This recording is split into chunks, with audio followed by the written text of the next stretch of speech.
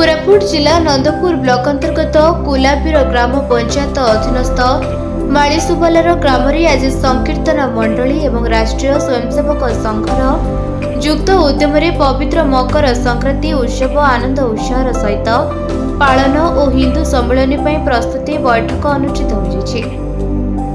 एही बैठक में संकीर्तन मंडली ब्लॉक संपादक कुना चलाण रविंद्र रामसी और बिहार लाल पंडा मुख्य अतिथि भावे उपस्थित रही धर्म संस्कृति और परंपरार सुरक्षा उपरे गुरुत्व आरोप करथिले। हिंदू सम्मेलन को सुचारू और सफल भावे किपरि आयोजन कराजिबो सेथिपई विस्तृत आलोचना कराଯାଇ एकाधिक निष्पत्ति नियाजितला।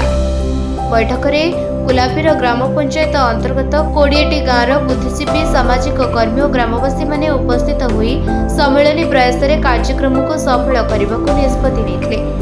ग्रामवासी उत्साह सामुदायिक सहभागिता और संस्कृति प्रति दृढ़ प्रतिबद्धता द्वारा मालीसुबलार ग्राम रे यह कार्यक्रम एक नूतन सामाजिक और सांस्कृतिक उत्साह सृष्टि करिबो बोली आशा करा जाउछि।